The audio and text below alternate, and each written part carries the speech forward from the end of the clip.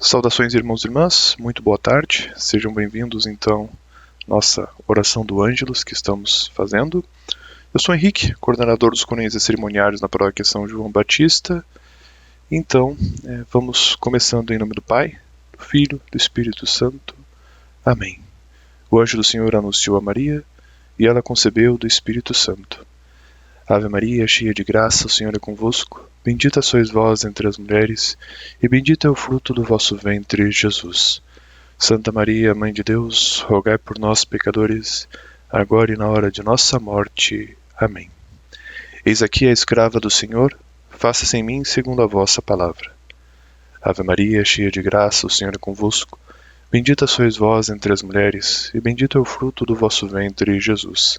Santa Maria, Mãe de Deus, rogai por nós, pecadores, agora e na hora de nossa morte. Amém. E o Verbo se fez carne e habitou entre nós. Ave Maria, cheia de graça, o Senhor é convosco. Bendita sois vós entre as mulheres, e bendito é o fruto do vosso ventre, Jesus. Santa Maria, Mãe de Deus, rogai por nós, pecadores, agora e na hora de nossa morte. Amém. Rogai por nós, Santa Mãe de Deus, para que sejamos dignos das promessas de Cristo. Oremos. Infundi no nosso espírito a vossa graça, ó Pai, vós que na anunciação do anjo nos revelastes a encarnação do vosso Filho, pela sua paixão e cruz, conduzindo-nos à glória da ressurreição. Por Cristo nosso Senhor. Amém. Continuando então a história dos papas, a gente continua hoje a partir de Anastácio II, que ele governou a igreja por aproximadamente 2 anos. Ele não chegou a completar o segundo ano de governo. Ele foi eleito em novembro de 496 e faleceu em novembro de 498, literalmente alguns dias antes de completar o segundo ano do pontificado dele. Desde 484 havia disputa do cisma cassiano. E logo que o Papa Anastácio II assumiu, ele mandou 2 bispos para conversarem com os bispos do Oriente e tentar resolver o cisma. Durante esse período do envio da comitiva, ele morreu inesperadamente. Ele é sucedido então pelo Papa Símaco, que governou por 15 anos, ele governou até 514. E como a disputa com o Oriente não estava resolvida, ao mesmo tempo então foi eleito o antipapa Lourenço.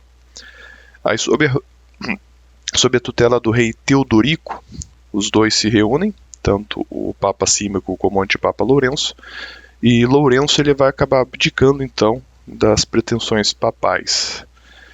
Só que o problema não tinha sido resolvido. Então o que vai acontecer? O imperador bizantino ele vai começar a difamar o Papa Símaco para tentar destituir ele enquanto Papa. E aí se convoca um concílio para ouvir o Papa, né, para o Papa poder se defender das acusações, e tropas são enviadas, inclusive padres são mortos, e o Papa tem que se refugiar na Basílica de São Pedro. Tá? E o sínodo, então, depois de 3 sessões, ele acaba decidindo que não pode tomar ações contra o Papa. Vai haver mais uma sessão do sínodo e uma quinta, então, que aí tem a participação do Papa, que é quando parte dos bispos se reúne com o Papa. E nessa sessão, então, nessa quinta sessão, o Papa Símaco ele vai determinar que as eleições seriam, então, pela maioria dos votos, proibindo que se procurasse votos fora do concílio, e assim evitaria tumultos como esses que acabaram acontecendo com a eleição do Papa Símaco, que também levaram à eleição do antipapa Lourenço. Gradativamente, então, essas disposições elas vão fazer cessar as pretensões do rei italiano de forçar o Papa a abdicar. Com o falecimento do Papa Símaco, é eleito o Papa Ormisda, que governou a igreja por 9 anos. Ele ainda precisou lidar com alguns partidários do antipapa Lourenço que teimavam que este era o Papa, né, e não que fora o Símaco. Na sequência, então, resolvida essa questão mais interna, ele volta a tratar do cisma acaciano com padres do Oriente. Em 519, com o falecimento do imperador bizantino Anastácio I, o imperador Justino I e o patriarca João se submeteram, então, ao Papa e se encerra o cisma acaciano com o Papa Hormisda. Ele é sucedido por João I, que governou por 2 anos até 526. O rei Teodoro pediu para o Papa ir para Constantinopla negociar melhores condições para os árabes. E aí, no regresso do Papa, o rei acusa o Papa de conspirar com o imperador bizantino e prende o Papa, torturando ele até a morte do Papa. Então, o Papa João I é sucedido pelo Papa Félix IV, que governou por 4 anos, condenou o semipelagianismo, que postulava a universalidade do pecado original como força de corrupção do homem. O Papa Félix IV ele foi eleito por pressão do rei Teodoro. Então, os reis, principalmente pela questão das armas, eles conseguiam fazer muita pressão sobre os bispos para que fossem tomadas determinadas decisões. Porém, o rei ele morre logo depois da eleição do Papa Félix IV, por providência divina, e as pressões políticas e militares acabam se dissipando. Tá? Na sequência do Félix IV, é eleito o Papa Bonifácio II por indicação do Papa Félix IV. Tá? O Papa Félix IV, antevendo a própria morte, ele indica o sucessor. E por ter essa indicação de sucessão, ele é contestado então pelo antipapa Dióscoro. Durante o segundo concílio de Orange, Papa Bonifácio II reforçou a condenação que o antecessor, o Papa Félix IV, fizera do semipelagianismo. E também procurou regulamentar o processo de sucessão papal por indicação, para evitar acontecer a questão do antipapa Dióscoro, mas ele retrocedeu dessa decisão, dessa questão que ele estava pensando, mas curiosamente, como a gente vai ver mais para frente, o nome da pessoa, a pessoa que ele ia indicar como sucessor dele acabou se tornando Papa no futuro. Então, talvez ali tivesse alguma questão de providência a ser considerada. Quem sucedeu Bonifácio II foi João II, que foi o primeiro Papa que não utilizou o nome de batismo. Ele governou por 2 anos e foi sucedido por Agapito I, que governou por 11 meses. Agapito I combateu a doutrina monofisista, fundou em Roma, com Cassiodoro, uma biblioteca de autores eclesiásticos.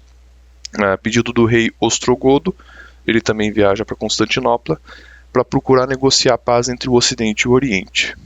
Ele fracassa nessa negociação de paz e tem um sucesso parcial, mas para alguns vai ser um fracasso. Nessa parte, então, política ele acaba fracassando, mas em termos de manter a unidade da fé e combater a heresia monofisista, ele obtém sucesso.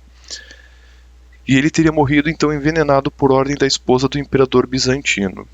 E aí o que acontece? Quem sucede o Papa Agapito I é o Papa Silvério, que ele governa por 1 ano e meio aproximadamente.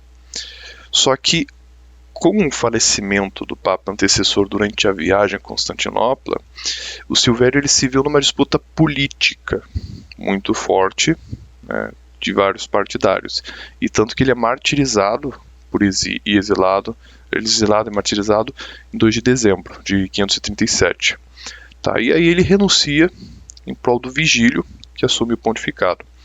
Vigílio foi então o nome do Papa escolhido que o Bonifácio II pensou em ser seu sucessor. Tá, ele desistiu, então, o Papa Bonifácio II desistiu da nomeação de um sucessor, que seria o Vigílio II, mas o Vigílio II acabou sendo Papa.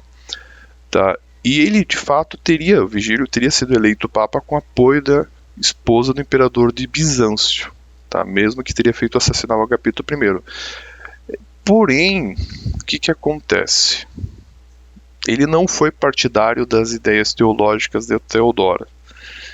Então, por isso que exatamente essa questão, ele teria sido eleito Papa com apoio da esposa do imperador.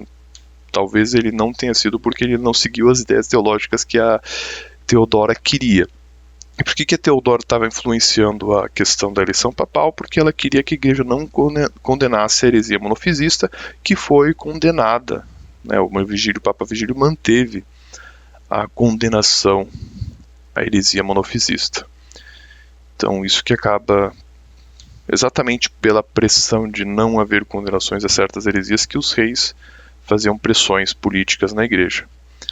E nesse caso, se a Teodora de fato fez essa pressão política, deu errado. Por isso que alguns dizem que então ele teria sido eleito sem essa pressão política. Mas a inexistência de pressão política era muito raro nessa época, até pela presença das armas, como eu comentei acima, que teve até um concílio em que padres foram mortos por intervenção, né, dos reis. Então, em 545, o Papa Vigílio é intimado para ir para Constantinopla pelo imperador bizantino, exatamente por essa questão da heresia monofisista.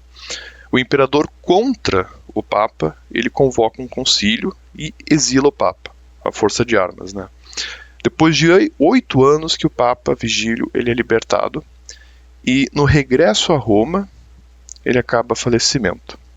Então, de 18 anos de pontificado, 8 anos ele ficou em exílio. Praticamente metade do pontificado dele. E é isso por hoje. Deus abençoe a todos e até a próxima. Amém.